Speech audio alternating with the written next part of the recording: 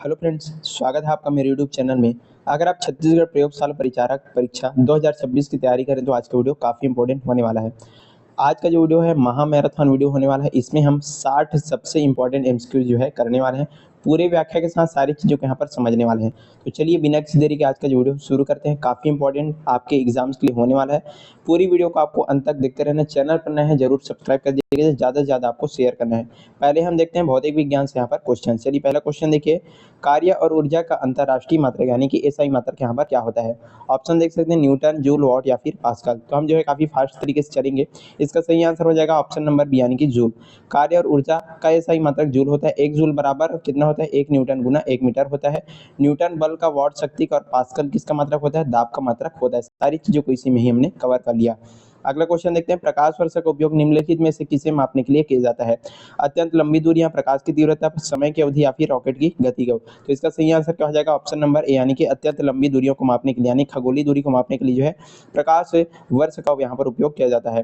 प्रकाश वर्ष जो है दूरी का मात्रक होता है। प्रकाश द्वारा जो है निर्वात में 1 वर्ष में चली गई दूरी को क्या बोला जाता है, 1 प्रकाश वर्ष कहा जाता है, जो लगभग जो है 9.46 गुना 10 की घात 15 मीटर के यहाँ पर बराबर होती है। चलिए आगे बढ़ते हैं। अगला क्वेश्चन देखिए, किसी पिंड का द्रव्यमान और भार के संबंध में कौन सा कथन पूरी तरीके से यहाँ पर सत्य है, पूछा जा रहा है। भार हमेशा स्थिर रहता है, द्रव्यमान बदलता है। द्रव्यमान हमेशा स्थिर रहता है जबकि भार स्थान के अनुसार बदलता है। हर दोनों जगह मतलब ये जो है समान रहते हैं या दोनों का मान शून्य हो सकता है। तो इसका सही आंसर क्या हो जाएगा ऑप्शन नंबर बी यानी कि द्रव्यमान जो है हमेशा स्थिर रहेगा, लेकिन जो उसका जो भार है स्थान के अनुसार यहाँ पर बदलता है। द्रव्यमान जो है पदार्थ की वास्तविक मात्रा है जो कभी भी नहीं बदलती। भार गुरुत्वीय त्वरण जी पर निर्भर करता है, इसलिए चंद्रमा या ध्रुवों पर जाने से जो भार है यहाँ पर बदल जाता है। चलिए आगे बढ़ते हैं। अगला क्वेश्चन देखिए, क्रिकेट का खिलाड़ी जो है तेजी से आती हुई गेंद को कैच करते समय अपने हाथों को पीछे की ओर खींचता है। ये जो है न्यूटन के किस नियम को दर्शाता है, गति का प्रथम नियम, द्वितीय नियम, तृतीय नियम या जड़त्व का नियम। तो इसका सही आंसर हो जाएगा ऑप्शन नंबर बी यानी कि गति के द्वितीय नियम को यहाँ पर दर्शाता है। न्यूटन के दूसरे नियम के अनुसार यदि हाथों को पीछे खींचने से गेंद को रोकने का जो समय है वो बढ़ जाता है, जिससे संवेग परिवर्तन की दर कम हो जाती है और हाथों पर बल कम लगता है, चोट नहीं लगती। चलिए आगे बढ़ते हैं। अगला क्वेश्चन देखिए, पहाड़ों पर खाना पकाने में अधिक समय क्यों लगता है या कठिनाई क्यों होती है। पहाड़ों पर ठंड अधिक होती है, वायुमंडलीय दाब कम होने से पानी का क्वथनांक घट जाता है, पहाड़ों पर कार्बन डाइऑक्साइड अधिक होता है या फिर वायुमंडलीय दाब बढ़ने से पानी देर से उबलता है।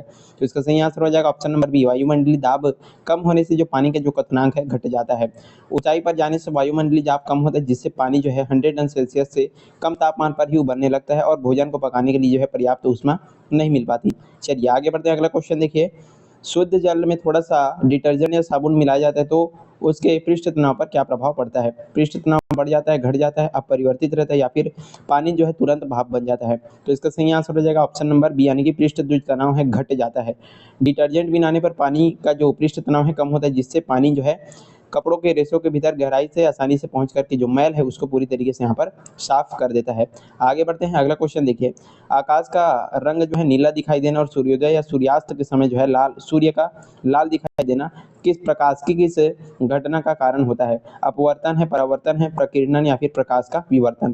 तो इसका सही आंसर हो जाएगा ऑप्शन नंबर सी यानी कि प्रकाश का प्रकीर्णन। वायुमंडल में मौजूद धूलकण हमेशा जो है कम तरंग दैर्ध्य वाले नीले प्रकाश का परावर्तन सबसे अधिक करता है, इसलिए आकाश जो हमको नीला दिखाई देता है।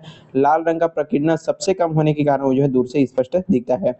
आगे बढ़ते हैं। अगला क्वेश्चन देखिए, हीरे का अत्यधिक चमकना, कांच में आई दरार का चमक जो है चमकीला दिखाई देना प्रकाश की किस घटना का ये है आधारित होता है। प्रकाश का प्रकीर्णन, पूर्ण आंतरिक परावर्तन, प्रकाश का व्यतिकरण या फिर अपवर्तन। तो इसका सही आंसर हो जाएगा ऑप्शन नंबर बी यानी कि पूर्ण आंतरिक परावर्तन। हीरे का क्रांतिक कोण बहुत ही कम होता है, जब प्रकाश इसके भीतर प्रवेश करता है तो वो जो है बार बार पूर्ण आंतरिक परावर्तन से होकर के बाहर निकलता है, इसी कारण से जो हीरा है काफी जगमगाता हुआ हमको दिखाई देता है।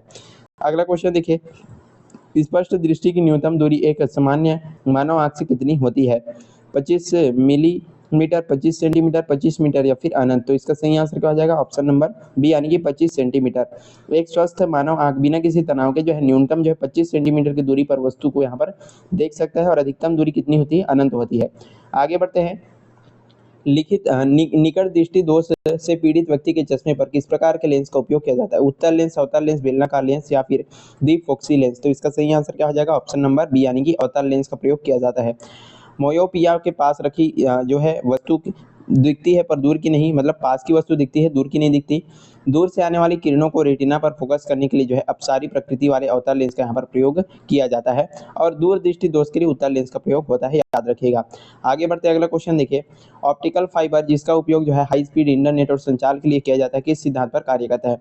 प्रकाश का अपवर्तन, प्रकाश का विक्षेपण, पूर्ण आंतरिक परिवर्तन या फिर फोटो इलेक्ट्रिक प्रभाव। तो इसका सही आंसर हो जाएगा ऑप्शन नंबर सी, पूर्ण आंतरिक परावर्तन। ऑप्टिकल फाइबर के भीतर जो है प्रकाश सिग्नल बिना किसी ऊर्जा के हानि के रूप में जो है पूर्ण आंतरिक परिवर्तन के सिद्धांत पर अत्यधिक तीव्र गति से आगे बढ़ता है। चलिए आगे बढ़ते हैं। परसव्य तरंगे से ध्वनि तरंगे होती है जिनकी आवृत्ति कितनी होती है, पूछा जा रहा है। ऑप्शन यहाँ पर देख सकते हैं। इसका सही आंसर हो जाएगा ऑप्शन नंबर सी, यानी कि 20,000 हर्ट्ज से अधिक यहाँ पर होती है। 20,000 हर्ट्ज की आवृत्ति वाली तरंगों को परसव्य तरंगे कहते हैं, जिन्हें मानव कान नहीं सुन सकता। चमगादड़, डॉल्फिन इसे सुन और पैदा कर सकते हैं। मानव कान जो है केवल 20 हर्ट्ज से जो है 20,000 हर्ट्ज तक की जो है दो श्रव्य तरंगे उनको यहाँ पर सुन सकता है। चलिए आगे बढ़ते हैं, अगला क्वेश्चन देखिए। डेसिबल निम्नलिखित में से किसका मापन इकाई या मात्रक होता है? प्रकाश की गति, ध्वनि की तीव्रता, ऊष्मा या फिर रेडियोधर्मी तरंगे। तो इसका सही आंसर क्या हो जाएगा ऑप्शन नंबर बी, यानी कि ध्वनि की तरंगे। ध्वनि की प्रबलता या तीव्रता को डेसिबल से जो है मापा जाता है। सामान्य बातचीत लगभग जो है 30 से 40 डेसिबल में होती है, जबकि 85 डेसिबल से अधिक ध्वनि मानव कानों के लिए क्या होती है, हानिकारक मानी जाती है, याद रखिए। आगे बढ़ते हैं। प्राथमिक रंग कौन कौन से होते हैं जिन्हें मिलाकर के अन्य सभी रंग बनाए जाते हैं? इसका सही आंसर हो जाएगा लाल, हरा और नीला जो है प्राथमिक रंग होते हैं। नीला, लाल, हरा और नीला जो है प्राथमिक रंग कहलाते हैं। रंगीन टेलीविजन और स्क्रीन में इन्हीं तीन मूलों का जो रंगों का यहाँ पर उपयोग किया जाता है।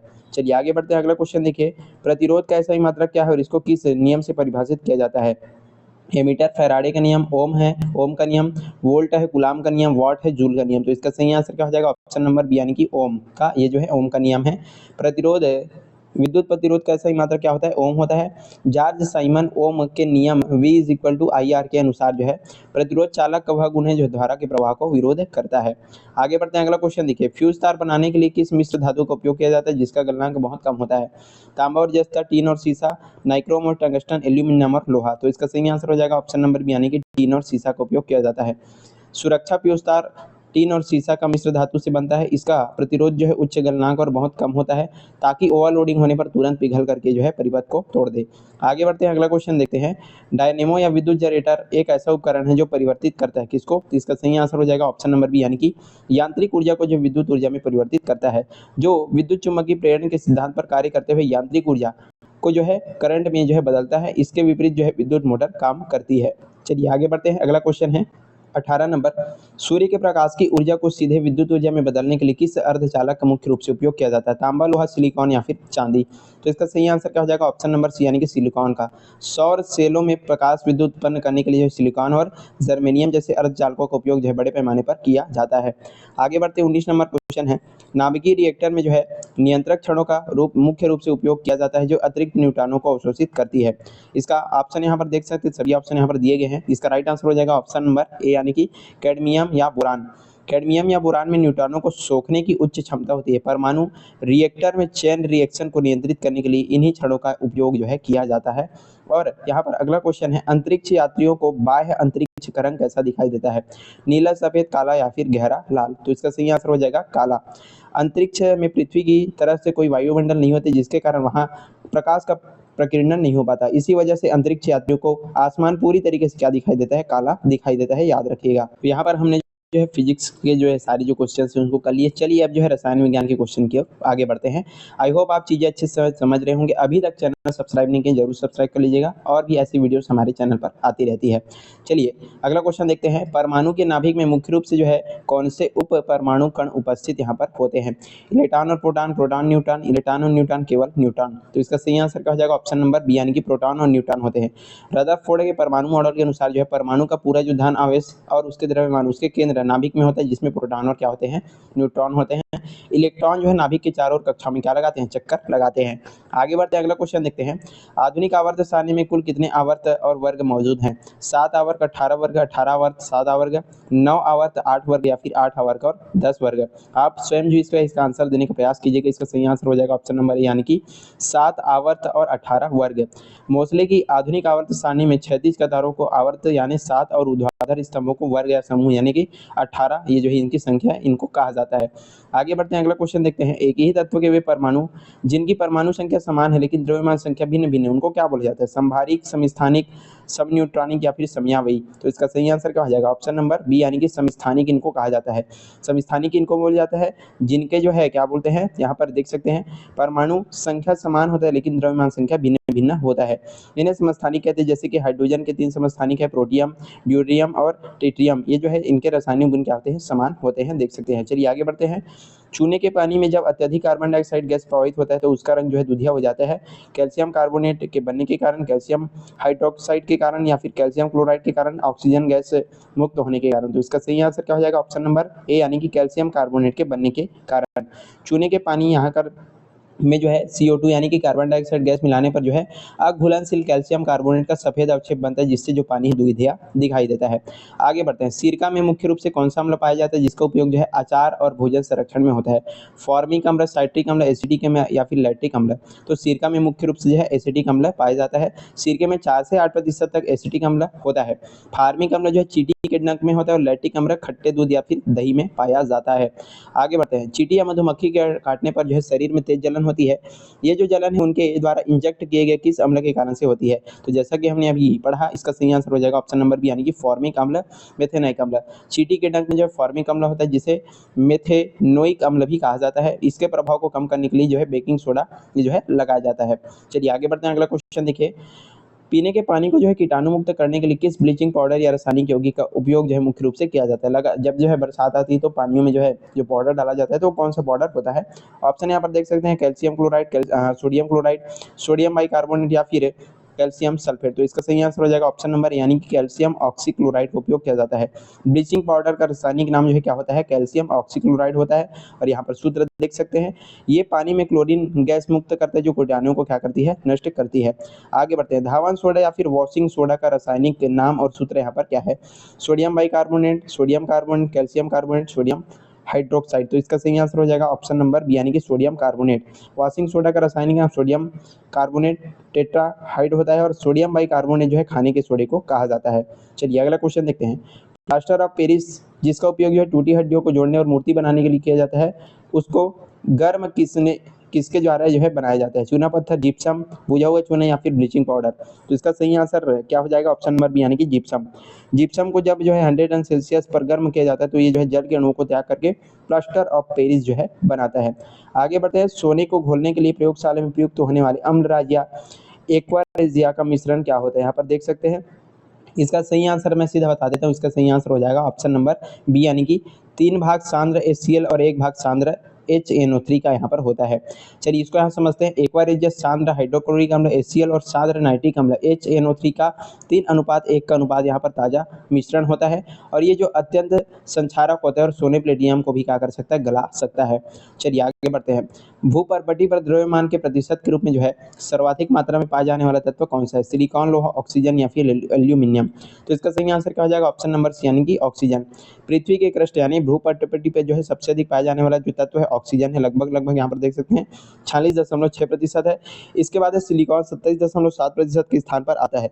अगर पूछा जाए तो एल्यूमिनियम सबसे अधिक पाई जाने वाली जो है धातु है। परीक्षा में यदि पूछे धातु पूछा जाए तो एल्यूमिनियम आपका आएगा, लेकिन यहाँ पर क्या पूछा गया है? तत्व जो है पूछा गया था, याद रखिएगा। चलिए अगला क्वेश्चन देखते हैं। स्टेनलेस स्टील जंगरोधी लोहा होता है, इसे बनाने के लिए लोहे के साथ किन मुख्य धातुओं को मिलाया जाता है? तांबा और जस्ता, क्रोमियम और निकेल, जस्ता और मैग्नीज और एल्यूमिनियम और सीसा। तो इसका सही आंसर हो जाएगा ऑप्शन नंबर बी यानी कि क्रोमियम और निकेल को जो है यहाँ पर मिलाया जाता है। लोहे के साथ क्रोमियम और निकेल को मिलाने से जो है स्टेनलेस स्टील बनते हैं जिसमें जंग नहीं लगता और ये अत्यधिक कठोर और चमकदार होता है, आप जो है देखे होंगे। आगे बढ़ते हैं, अगला क्वेश्चन देखते हैं। भविष्य का जो ईंधन है निम्नलिखित में से किस गैस को कहा जाता है जिसका इसका जो है कैलोरी में सबसे उच्च और प्रदूषण जो है शून्य होता है? मीथेन, CNG, हाइड्रोजन या फिर इथेन। तो इसका सही आंसर क्या हो जाएगा? ऑप्शन नंबर यहाँ पर सी दिया गया है हाइड्रोजन को। हाइड्रोजन का दहन होने पर जो है केवल पानी की वाष्पबंदी जबकि प्रदूषण नहीं होता। इसका ऊष्मीमान सभी ईंधनों से सबसे अधिक होता है, इसी कारण से इसको क्या बोला जाता है? भविष्य का ईंधन कहा जाता है, याद रखिए। चलिए अगला क्वेश्चन देखते हैं। बायोगैस और प्राकृतिक गैस और मुख्य प्रमुख घटक जो है कौन कौन सी होती है? ब्यूटेन, प्रोपेन, मीथेन या फिर एथिलीन। तो इसका सही आंसर क्या हो जाएगा? ऑप्शन नंबर यहाँ पर सी मीथेन। बायोगैस और CNG में मुख्य रूप से जो है मीथेन गैस होती है और ये जो है सरल हाइड्रोकार्बन है। आगे बढ़ते हैं, अगला क्वेश्चन देखते हैं। सिगरेट लाइटर और LPG घरेलू सिलेंडर में मुख्य रूप से कौन सी गैस जो है उच्च दाब पर द्रवित करके भरी जाती है? केवल मीथेन, ब्यूटेन और प्रोपेन, रेडॉन या फिर कार्बन मोनोऑक्साइड? तो इसका सही आंसर हो जाएगा ऑप्शन नंबर बी यानी कि ब्यूटेन और प्रोपेन। एलपीजी और लाइटर में मुख्य रूप से ब्यूटेन और प्रोपेन हाइड्रोकार्बन गैसें होती हैं जिनको जो है आसानी से द्रवित किया जा सकता है। चलिए अगला क्वेश्चन देखते हैं। बंक मिस्टर फुलिन निम्नलिखित में से किस तत्व का एक अपर रूप है? फास्फोरस, कार्बन, सल्फर या फिर नाइट्रोजन? तो इसका सही आंसर हो जाएगा कार्बन का। फ्लोरीन जो है कार्बन का एक क्रिस्टलीय अपर रूप है और यहाँ पर देख सकते हैं C16 में कार्बन 60 कार्बन परमाणु फुटबॉल के आकार की संरचना में अवस्थित होते हैं। हीरा और ग्रेफाइट में भी कार्बन के क्या है अपर रूप होते हैं। चलिए लोहे पर जंग लगने पर लोहे का वजन में कुल क्या प्रभाव पड़ता है? तो इसका सही आंसर क्या हो जाएगा? इसका जो वजन है लोहे का जो वजन है बढ़ जाता है जब लोहे पर जंग लगता है। जब लोहे पर जंग लगता है तो वायुमंडल में ऑक्सीजन और नमी की क्रिया करके जो है फेरोसोल्फिक ऑक्साइड यानी कि आयरन ऑक्साइड की परत बना लेता है। ऑक्सीजन के जुड़ने के कारण जो है लोहे का जो वजन है अस्थायी रूप से बढ़ जाता है। आगे बढ़ते हैं। निम्नलिखित में से कौन सी जो गैस है ग्रीन हाउस प्रभाव और ग्लोबल वार्मिंग के लिए सबसे ज्यादा जिम्मेदार होती है? Nitrogen, carbon dioxide, carbon monoxide या फिर अमोनिया? तो इसका सही आंसर हो जाएगा ऑप्शन नंबर बी यानी कि कार्बन डाइऑक्साइड। हालांकि जो है जलवाष्प इसमें शामिल है लेकिन मानवीय गतिविधियों के द्वारा उत्सर्जित गैसों में जो है कार्बन डाइऑक्साइड पृथ्वी की ऊष्मा को रोक करके जो है वैश्विक तापमान बढ़ाने के लिए सबसे अधिक यहाँ पर जिम्मेदार गैस है। आगे बढ़ते हैं। ओजोन परत जो सूर्य के हानिकारक पर्यावरणीय किरणों को जो है रोकती है को नष्ट करने वाली गैस कौन सी है? कार्बन डाइऑक्साइड, क्लोरोफ्लोरोकार्बन या फिर सल्फर डाइऑक्साइड या फिर नाइट्रोजन? तो इसका सही आंसर हो जाएगा क्लोरोफ्लोरोकार्बन। रेफ्रिजरेटर, एसी और जो एरोसोल स्प्रे से निकलने वाली क्लोरोफ्लोरोकार्बन गैस जो है वायुमंडल के समताप मंडल में जाकर के ओजोन अणुओं को जो है तोड़ देती है जिससे ओजोन परत जो है क्या हो रही है पतली होती जा रही है। यहाँ पर अगला क्वेश्चन है 40 नंबर। अम्ल वर्षा के वातावरण में होने के मुख्य कारण किन गैसों का जो है वायु प्रदूषण होता है?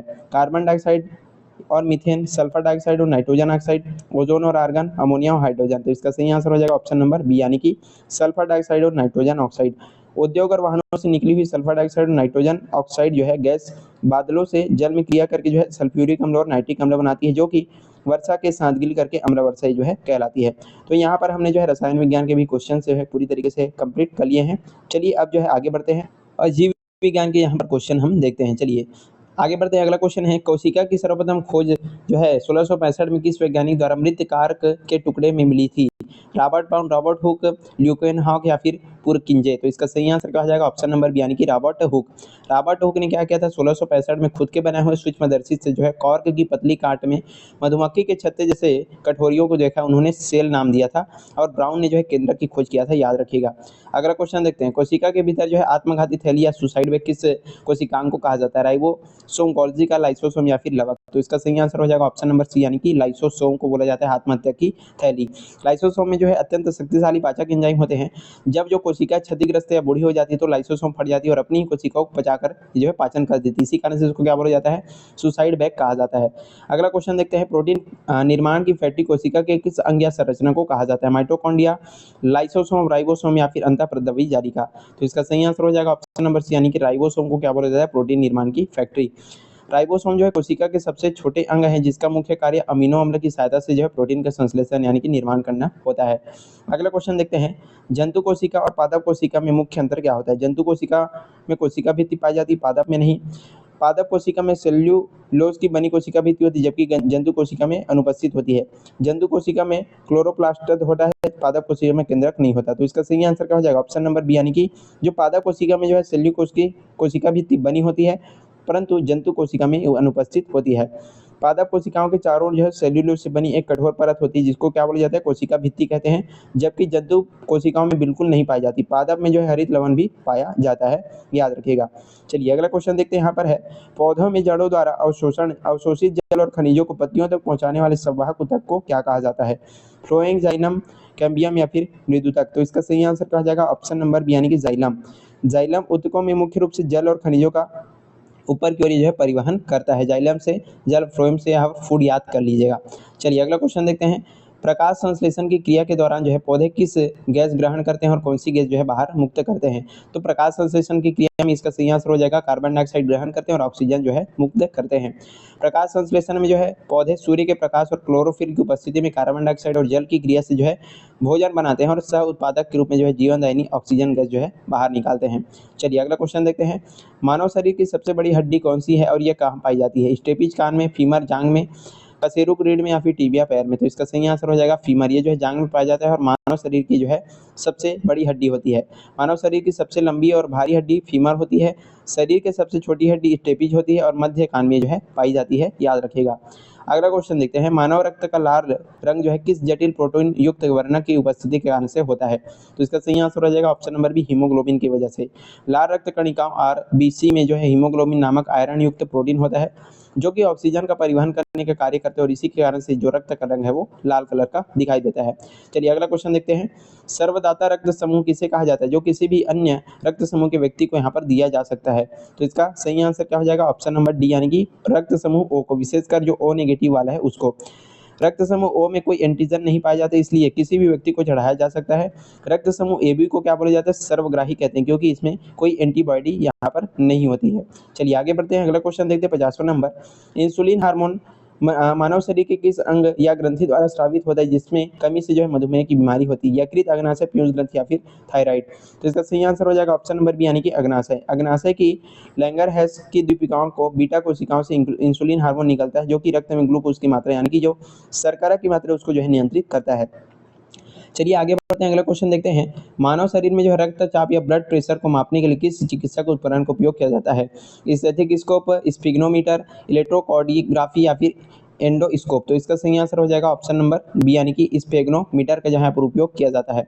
ब्लड प्रेशर मापने के लिए स्फेग्नोमीटर यानी बीपी मशीन का प्रयोग होता है। एक स्वस्थ वयस्क मनुष्य का सामान्य रक्तचाप कितना होता है, 120 से लेकर के 80 mg यहाँ पर होता है, देख लीजिएगा। चलिए आगे बढ़ते हैं, अगला क्वेश्चन यहाँ पर देखिए, विटामिन सी का रासायनिक नाम क्या है और इसकी कमी से जो है मसूड़ों से खून आना जैसे कौन सी बीमारी होती है। तो इसका सही आंसर क्या हो जाएगा ऑप्शन नंबर यहाँ पर बी, यानी कि इस कार्बिक अम्ल और इसके कमी से जो है स्कर्वी रोग होती है।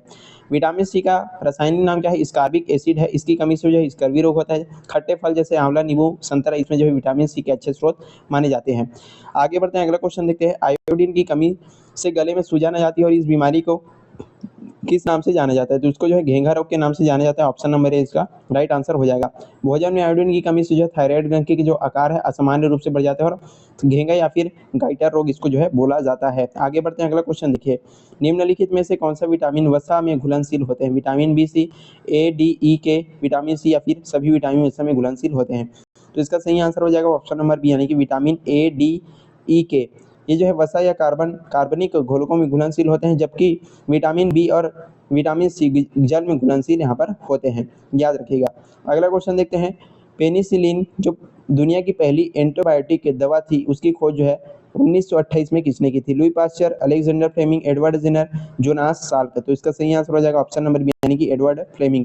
सर यहाँ पर देख सकते हैं अलेक्जेंडर फ्लेमिंग ने जो है किया था, सॉरी सुधार कर लीजिएगा, सर अलेक्जेंडर फ्लेमिंग ने जो है पेनिसिलियम नोटेटम नामक कवक से दुनिया की पहली एंटीबायोटिक दवा पेनिसिलिन की खोज की थी, जिससे चिकित्सा जगत में काफ़ी क्रांति आ गई थी। अगला क्वेश्चन देखते हैं 56 नंबर, एड्स रोग किस वायरस के संक्रमण के कारण से होता है। Rhino virus, HIV, variola virus या फिर इन्फ्लुएंजा। तो इसका सही आंसर हो जाएगा ऑप्शन नंबर बी, यानी कि HIV से। एड्स एक घातक संक्रामक रोग है जो HIV वायरस के कारण से होता है। ये जो है वायरस मानव शरीर में जो प्रतिरक्षा तंत्र विशेषकर टी लिम्फोसाइट से कोशिकाओं को क्या करता है, नुकसान पहुंचाता है। आगे बढ़ते हैं, मानव शरीर की सबसे बड़ी ग्रंथि कौन सी है जो पित्त रस का निर्माण करती है। पीयूष ग्रंथि, यकृत, लार ग्रंथि या फिर थायराइड ग्रंथि। तो इसका सही आंसर हो जाएगा यकृत लीवर ग्रंथि। यहाँ पर देखिए मानव शरीर का सबसे बड़ा आंतरिक अंग और सबसे बड़ी ग्रंथि यकृत लीवर है। ये जो है पित्त रस बनाती है और पित्ताशय में इकट्ठा और वसा पचाने में क्या करती है, मदद भी करती है। चलिए, मास्टर ग्रंथि मानव शरीर की किस ग्रंथि को कहा जाता है, क्योंकि ये जो है अन्य सभी अंतःस्रावी ग्रंथियों का यहाँ पर नियंत्रण करती है। एड्रिनल ग्रंथि, पीयूष ग्रंथि, अग्नाशय या फिर पिनियल काय। तो इसका सही आंसर हो जाएगा ऑप्शन नंबर बी, यानी कि पीयूष ग्रंथि, पिट्यूटरी। पीयूष ग्रंथि मस्तिष्क के आधार में पाई जाती है। मटर के दाने के आकार की ये छोटी सी ग्रंथि शरीर के विकास और अन्य ग्रंथियों को नियंत्रित करती है। इसके कारण से इसको क्या बोला जाता है, मास्टर ग्रंथि कहा जाता है।